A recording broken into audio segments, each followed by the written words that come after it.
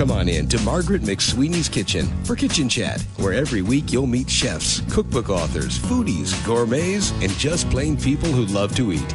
And along with laughter, chat, recipes, and stories about food, you'll sometimes also hear words of inspiration, love, and hope. As Margaret always says, Kitchen Chat is food for the senses and food for the soul. So grab a cup of coffee, put your feet up on a comfy chair, and get ready to spend a little time with Margaret and her friends. Hello, dear foodie friends, and welcome to Kitchen Chat. This is your host, Margaret McSweeney, and I'm so glad you're joining me in my kitchen today, and I hope you are doing well. Chef Jamie Larita, my co-host, is in his kitchen, and we have a very special guest today. He's been on Kitchen Chat before, Matt Moore, who is a barbecue guru and griller extraordinaire, and he's out with a new book called Serial Griller, Grill Master Secrets for Flame-Cooked Perfection. Matt, welcome back to Kitchen Chat. Hey, thanks so much for having me. Well, first of all, how are you? We're doing a very special feature these days on comfort food and comfort mood to help the listeners get through this time. And I know that barbecue is indeed a comfort food for many, but how are you doing? How are you thriving through this? Well, thank you. I hope you're well first, and thanks for asking. It's been an interesting time. Here, I'm actually based out of Nashville, Tennessee, and spend most of my life on the road, about 200 dates a year, and was fortunate to be home. I say it fortunate, but it was also unfortunate to be in Nashville the evening of March 2nd when we were hit with a tornado here. And fortunately, we were directly hit at my house. Those about 25 yards away were fared much worse than myself and our family, but we were all safe. And it was a tough, interesting time period to go through, several weeks of repairing and without power. And obviously our community kind of rallied around each other. And then, we literally just kind of cleaned up that mess and then stepped right into this pandemic. And, Yes. It's been a challenging time, but we live in the heart of the city, and every day we have great food and cocktail hour out on the front porch. And I've been I've been cooking up with my family more than ever before. So there's a lot of good things that have come out of it. My favorite grill, I'm from Georgia. There's a company down there that's one of the oldest cast iron manufacturers called Golden's Cast Iron. And they have a Kamado style cooker that weighs about 750 pounds, and it was not destroyed. So I have been without power for a long time. We were grilling out throughout that tornado related. And then obviously being home every night, it gives me a chance to reconnect with my two young girls and my wife. And the weather's been fantastic. And we've literally been cooking up something on a nightly basis from the book. It's my way to kind of share some of those recipes and stories with my own kids and get them to expand their palates. So as far as the book is concerned, you see, obviously, there's so many cookbooks out there and grill books. What makes yours more unique, and what recipe comes to mind that you have in this book that's a little bit different that you can share with us? Yeah, I think this is a very timely style for this book. We mirrored a format that we utilized in my last book, which was called The South's Best Butts. No, it was not a calendar. It was a cookbook. Yes. But we traveled all across the barbecue belt and interviewed pit masters to tell their stories. That was coming on the heels of me writing two of my own books with my own recipes and content. And it provided me a chance to kind of go out and defer to others. And obviously everything in barbecue happens very low and slow. This is our opportunity with Serial Griller to go out and explore everything that could happen hot and fast.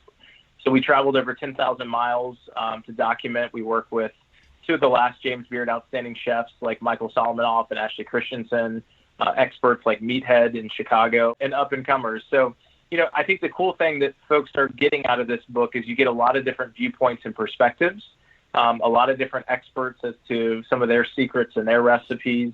And I'm really sitting there as that narrator. And, these are people that need to be recognized right now. A lot of their restaurants are closed. They're out there supplying health workers with food and just trying to do their best. And I think, a way to honor them is to know more of their stories and cook their recipes and share those. So I think in terms of the format, it's quite unique just because it is a sort of a compilation that's driven from the same narrator. That's great. And did any of these tips that were provided by these great grillers that you mentioned, did any of them surprise you? Yes. Michael Solomanoff puts club soda in his Kafkas because he says the meat is springy. Meathead is a huge creator of what he calls the redneck sous vide or the reverse sear that's become so popular. I think probably one of my favorite terms that was just sort of said in passing was Ashley Christensen at her restaurant Death and Taxes in Raleigh. She had mentioned a trip that she had gone on to Uruguay where they talked there not about grilling, but they used a term called shaping fire. And that really stuck with me because she was one of the last chefs that I had visited, and I had noticed throughout my travels that, we're not just simply grilling, but every effort is to actually kind of use fire and use our grills in the same way that a welder would, with different heat points and different nuances, different airflow, because we want to shape the fire to actually cook our food. So a lot of information gleaned and a lot of different perspectives, but those were a few that were certainly those that stuck out. I'm curious too, Matt. You had mentioned about getting your children involved, some of the favorite stories and creating taste memories for them. Right now, there are a lot of parents at home creating a lot of meals with their kids. Is there something from your book? Is grilling safe to involve the kids in? What tips would you have out there for parents during this time with grilling? Well, I want to certainly say don't ever take parenting advice from me. I had my 4-year-old holding the charcoal starter just yesterday, and my wife went ballistic on me, but it was done in a safe manner. Starting me on. Yes. It's something nightly that we've been cooking. I am one of those people that if I'm home, I go to the grocery store like 4 times a day. And my wife will tell you that actually my best friends work at the grocery store. Folks like Tommy that are the butcher at the local store we're best buds. So I love going up there just to chew the fat and see what looks great. But she's limited me to going to the grocery store once every 5 days. So I've had like a lot of meals in rotation, but one of the things I've been buying consistently are just whole chickens. So we do a spatchcock style chicken in the book, which is fantastic. We share it with the family, getting that nice crispy skin. The kids love the thighs and the legs. We also do a really cool recipe that I was shocked that they love, but it's a chicken thigh with herb salsa. And I think, if you're worried about grilling chicken, which a lot of people are, is it cooked enough or is it too much cooked? The chicken thigh is one of those equilibrators that makes everybody fantastic on the grill. But we have this herb salsa that has actually anchovy. It's got capers and garlic and fresh herbs, vinegar for acidity. And even though it's got all those things, it's kind of like a Caesar salad herb dressing. My kids just absolutely eat it up. We serve it in the proper fashion as we do here in the South over white rice, which soaks up all that flavor. And, all that being said, there's also just the good old classic. Again, I talk about my wife a lot, but that's the reality. We've hung out more together in the last 6 weeks than we ever have. And, she always limits my red meat. She limits my red meat intake, but every 5 days I'm going and buying some sort of a steak. So the cowboy ribeyes are what we enjoyed last night. You're really profiling a lot of unique flavors within barbecue. Flavors, they vary quite a bit by region and by state, especially when it comes to rubs and sauces and woods used. Serial Griller is a great fun title, but there's also a context to it. It's no matter the course, no matter the meal, we can make it better over fire. What has your most unique ingredient been that you discovered along this journey? A couple. I was in Margie's Grill in Louisiana. Chef Marcus and his wife Caitlin there. It's a broad and bold statement, but I would say that Margie's Grill in New Orleans is the best restaurant in New Orleans, and may even go as far as to say it's currently the best restaurant in the Southeast. They're doing a lot of care with ingredients out of the Gulf. Obviously, New Orleans has such a varied history, and Marcus trained under Donald Link, but he's got a real influence from Southeast Asia. And he said that he keeps 1 foot in Louisiana and 1 foot in the Mekong Delta. So, they actually do a crispy pigtail that was just ridiculously good. And another really interesting one was in Metairie, Louisiana. So kombu, an ingredient that a lot of people don't have on hand, but a guy there by the name of Edgar Caro that actually does he's from Colombia, but very much a South American style. He has a restaurant called Brasa, and he actually wrapped a whole lobster in kombu, and then we put it on the grill. So it's getting that steam, picking up some of the salinity and that flavor. But actually, we ate the seaweed, essentially is what it is. Afterward, it had this kind of charred kind of popcorn flavor. So those two were certainly some interesting recipes and ingredients that we came across during our travels. Yeah, I love the idea of a kombu wrapped lobster. You just blew my mind on that one. I've never done anything like that. Well, I want to do it with scallops. The funny part is, I asked Edgar, I said, how long has this been on the menu? And he was standing over the fire, and he looked at me. He said, never, but it's going to be. Oh, there you go. A recipe being born. Oh, I love that. Yeah. So if we could talk about vegetables and produce, for those listeners out there who are plant-based, what are the options of grilling, and what are some fun recipes and flavor profiles for recipes that feature that? I've always tried to write my books to be all-encompassing. That's one of those areas where I can even defer that we give instructions on every single recipe, not only for a charcoal grill, but a gas grill too. So for those that are maybe thinking the convenience of gas, I want to accommodate as many people as possible. So one recipe that I did give up that I said I never would, because my wife always tells me I give up all the recipes in my books, is a grilled Brussels sprout salad with a smoked olive oil vinaigrette. That's just super delicious. We have a whole section of grilled salads, a salad niçoise, grilled Caesar, sans the egg. So thinking, for a lot of different diets and lifestyles, a lot of grilled fruits as far as desserts, an eggplant Mediterranean. So, I'm very conscious to make it include the classics. We do a triple cheeseburger in the book. We do smoked Greek ribs. But at the same time, I want to round it out with a lot of healthy grilled vegetables and fruits that most folks probably are not putting on the grill to kind of expand their repertoire. I love this. I want this book. Well, you can obviously find it wherever books are sold. And, obviously right now our small and independent bookstores are doing everything they can, whether that's curbside pickup in certain states where they can do that. So encourage you to go there. And obviously any online retailer is to find this as well. Oh, Margaret, don't you want to become a serial griller?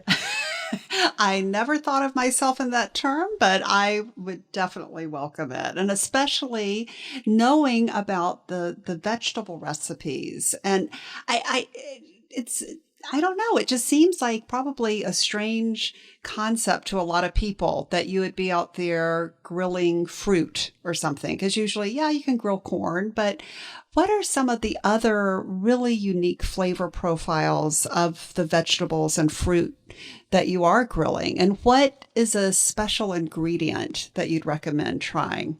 So we grill quite a bit. We've got a peach, kind of bruschettas, a grilled peach, but I also do grilled peaches all the time and serve it with ice cream or Greek yogurt. We have a grilled watermelon, which is just one of my favorite pictures from the book that has, again, kind of a spotted of Greek yogurt, pistachio over the top. Grilled strawberries at Michael Solomonov's Zahav restaurant. You guys are familiar. Camille Cogswell, who is his pastry chef there, yes. They work off these very small, open setups, ceramic grills where they're cooking, traditionally what they call a shishlik or a kebab. And she does a strawberry one she does nothing to it other than let the smoke and the fire kiss it. She does make like a Lebna feta honey-based ice cream, which is just super ridiculous that we give you the recipe for. But if you're not that ambitious, you can grill your strawberries and put it over your own vanilla ice cream. So I honestly think even things like carrots or potatoes. Meathead in Chicago did a reverse seared baked potato. So he cooked the potato over indirect heat the way we would have reverse sear for the traditional baking time, and then he actually put it on the grill to where you get that just smoke and that crispy skin. So when you're digging into that baked potato, it takes it that next level. Again, the idea of serial griller, we can make things better by putting them on the grill. Even carrots done in that same method. We cook them indirectly until they're tender, and then we get that fire and char on the grill. So to me, it's the perfect element. You can think of your grill in the same way that you think of a stovetop and an oven. On top of the stove is where we're getting that convective heat of the actual heat transfer and the conduction. And then we're putting it in, and I tripped up the terms there, but the convection by closing the lid of the grill is where we trap the heat and we allow things to cook up more gently. So all of that exists on the vast majority of backyard grills. Wow. So much great information. Now, I always like to end the show with 3 top tips for the home chef, or in this case, the home griller. What would you recommend? 3 easy tips for the listeners to remember. First and foremost, don't be afraid to get out there and give grilling a try. For me, like I mentioned, it doesn't matter if you're just getting into it and convenience rules and you want to use a gas grill. As you start to maybe evolve towards charcoals and hardwood coals, or even up to what my wife calls my Q cave with 15 different grills, I want to make it accessible for everything. So you got to get out of the starting blocks. You got to light a fire. If you use gas or charcoal, you're not going to bother me. We give you a recipe for everything. Once you do, get proficient, I'm a big believer, keep your grill clean, take care of what you have. You don't have to have a $3,000 grill to be able to cook great food. We could go to the local market right now and put something together very cheaply for $20 and cook it over a grate and probably make it one of the best burgers of your life. So it doesn't require a whole lot of expense, but just take care of what you have. And then, I will say this, I believe strongly that we're going to get through this period. One of the first lines of the book is that serial grilling is meant to be communal, and we're all bound by our love for fire. So I say have fun, in this time period where we're all doing the responsible thing and we're staying home with ourselves or even our immediate family. Hopefully this book gives you a lot of joy. You can read through all the journeys and the stories and kind of go on a road trip of recipes and taste and sensation and sharpen your skills as a serial griller so that when we can invite over our friends and loved ones, your serial grilling game is on point. Oh, I love that. Thank you so much, Matt Moore, for being on Kitchen Chat. Listeners, I'll make sure we have a link to Serial Griller Grill Master Secrets for Flame Cooked Perfection, 125 killer recipes. And we really, both Jamie and I, appreciate your being on the show today. And thank you, guys, and hope you stay safe. Yes, thank you. And dear foodie friends, please stay healthy and safe and connect to the kitchen. Visit kitchenchat.info. Check out Matt Moore's new book. Check out Chef Jamie Larita's great cooking on his Instagram at Jamie Larita. And always remember to take a moment and savor the day. Thanks for joining Margaret for Kitchen Chat today. Margaret would be so excited for you to drop by and visit with her at kitchenchat.info, where you'll enjoy podcasts, blogs, recipes, tips from chefs, and even great giveaways. She invites you to share your recipes and kitchen stories too. As Margaret always says, savor the day.